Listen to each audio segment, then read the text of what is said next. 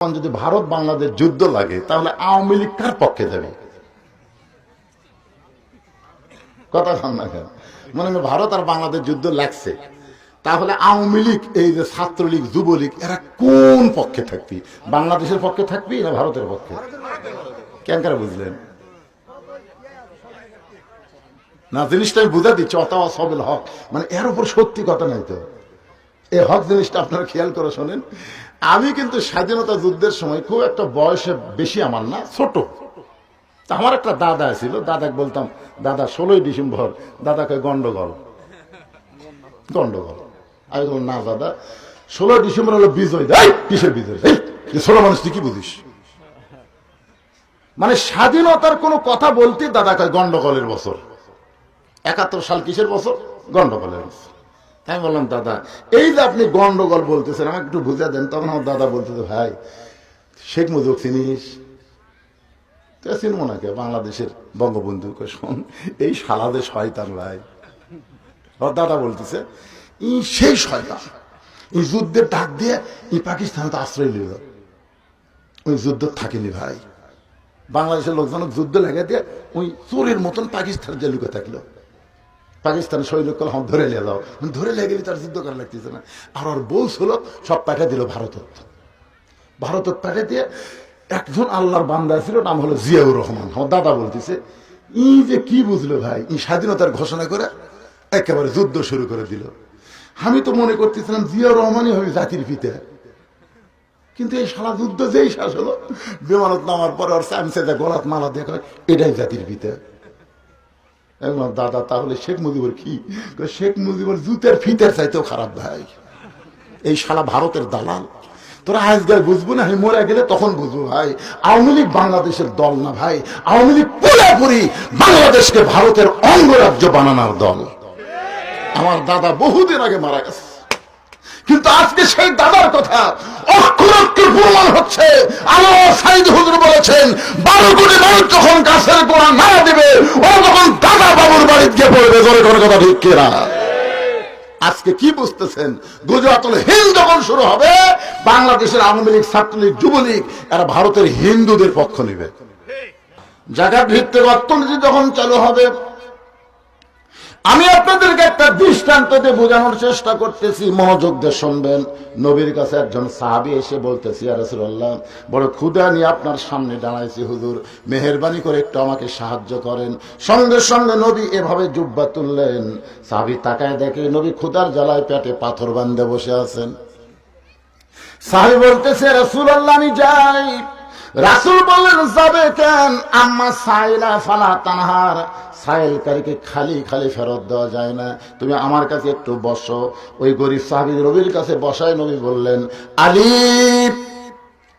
সঙ্গে সঙ্গে হযরত আলী দৌড়ে এসে বলে, লব্বাইক ইয়া রাসূলুল্লাহ, আমারে ডাকলেন কেন? বলে, তোমার ভাই এইগুলো কি ঝামেলা, এ যে কয়েকে হুজুর কিছু মসজিদের জন্য আদায় করবেন, কিন্তু যে কয় টাকার বেলুন বানাচ্ছে, এই কয় টাকা দিলে তো মসজিদের একটা পাপস হয় নাকি কম? এখন ঠান্ডার দিনে ভাই ওযু করে যাওয়ার সময় পাও না মুছে টাইসের উপর ওটা দেবে, তো কয় বেলুন বিক্রি করলে তো একটা পাপস হবে পাগলারা। এইগুলা করার কি দরকার? আসলে সামনে দুটা সাদা ইয়ে করে তো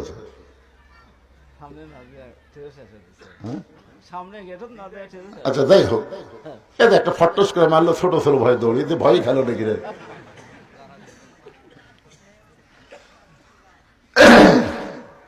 কি বিরক্ত হচ্ছে? দিনের মাহফিল এরকমই হইবে ভাই, রাতে যেরকম সাটা না হয়, দিনে কি তাই হবি? তাই সব দেখা যাচ্ছে ফটফট ফাটফট সব, এরই মধ্যে যা মারা যায় আর কি। কি করবে? তো যে কথা বলতেছে একটু মনোযোগ দেন। আল্লাহ নবী বললেন, বসো। ডাক দিলেন আলীকে, আলী। লব্বাইক ইয়া রাসূলুল্লাহ, এই যে তোমার ভাই আজকে 3 দিন হলে না খেয়ে আমার কাছে সাহায্য চাই, আমি তো পেটে পাথর বাঁধে বসে আছি, বলো আমি তাকে সাহায্য কেমনে দেই? আলী বলছে, হুজুর আমিও তো 3 দিনে না খাওয়া, আমাকে দেখা লাভ আছে? রাসূল, আলী লিখতে পারি না বলি তোমাকে ডাক দিলাম, তুমি লেখো। ওসমান গনির কাছে এমন একটা চিঠি, যে চিঠির মধ্যে 2000 টাকার অঙ্ক বসা দিও, আর চিঠির নিচে আমি নবীর নাম উল্লেখ করে দিও। হযরত আলী 2000 টাকার অঙ্ক বসা চিঠি লিখে, চিঠি যখন গরিব সাহাবীর হাতে দেয়, গরিব সাহাবী চিঠি নিয়ে ওসমান গনির দরবারে গিয়ে দেখে ওসমান গনি তার কেশিয়ারের সঙ্গে ঝগড়া করতেছে। এই বেটা সারাদিন হলে হিসাব করিস, 4 আনার মিল পড়ে না কেন? 4 আনা না মিলাইলে তোকে কিন্তু আজকে আমি ছুটি দিব না। গরিব সাহাবী মনে মনে চিন্তা করে 2000 টাকার চিঠি আমাকে রাসূল পাঠায় দিছে, আর এই বেটা 4 আনার জন্য কেশিয়ারকে ধরছে। এই কিসের 2000 দিবে? নবীর কাছে গিয়ে বলতেছি, ইয়া রাসূলুল্লাহ, আপনি দিবার পারবেন না, ঠিক আছে, কিন্তু এমন একটা কৃপণের কাছে আমারে কেন পাঠাইলেন? নবী বললেন, তুমি কি চিঠি তাকে দিছো? বলে, না, দেওয়ার সাহস পাইনি, আবার যাও। নবীর কথা মতো গরিব সাহাবী ওসমান গনির দরবারে এসে দেখে ওসমান গনি কিছুক্ষণ পরে পরে বলতেছে, এই বেটা 4 আনা হিসাব দে, হিসাব না দিলে তোর কিন্তু ছুটি নাই। গরিব মনে মনে চিন্তা করে, 1-8 ঘন্টা হয়ে গেল। 1-8 ঘন্টার মধ্যেও যে ব্যক্তি 4 আনার হিসাব ছাড়ে না, সে কোনোদিন 2000 টাকা দান করবে না। নবীর কাছে যদি আবার যাই, নবী আমাকে আবার পাঠায় দিবে। না খাইয়া বসে থাকা যায়, কিন্তু না খাইয়া বারবার ঘোরা যায়। আমি দেখছি এক ফকির 1 দরজা ভিক্ষা চায়, 2 দরজা বাদ দিয়ে আরেক দরজা ভিক্ষা চাইল। আমি বললাম, কেরে ভাই, 2 দরজা বাদ দিলে কেন? আপনি ভিক্ষুক হন, তখন বুঝবেন। আরে হওয়ার আগে বোঝা হবে না? বলে, হুজুর, এই যে 2 দরজা বাদ দেওয়ার কারণ হলো কমপক্ষে 10 বার ভিক্ষা চাইছি 10 দিন, সববারই কয় মাফ করো। তো যারা ফকিরের কাছে মাফ চায়, এদের চাইতে বড় ফকির দুনিয়াতে নাই। আমি এই 2 দরজা তালাক দিয়েছি, হুজুর, আমার সময়ের দাম আছে। আপনি কি মনে করছেন ফকির হতে দেখে আমার সময়ের দাম নাই? যে দরজায় ভিক্ষা পাবো সেই দরজায় যাবো। গরিব সাহাবী মনে মনে চিন্তা করে, 2 বার গেলাম, 4 আনার হিসাব যেই বেলা ছাড়ে না, আবার যদি যাই নবী পাঠাই দিবে, দরকার নাই। গোপন পদ্মা যখন পলাবার চায়, রাস্তার মাথায় দেখে হযরত আলী দাঁড়ায় আছে। আলী ডাকতে বলে, ভাইজান, 2 দিন হলো আমার হাসান হোসেন না খেয়ে কাঁদতেছে, আমার পকেটেও কোনো টাকা নাই, বাড়িতেও কোনো খাবার নাই। তোমার যে চিঠি লিখে দিলাম, এই চিঠি লেখার বিনিময় হিসাবে তুমি 2টা দিরহাম আমার হাদিয়া দাও।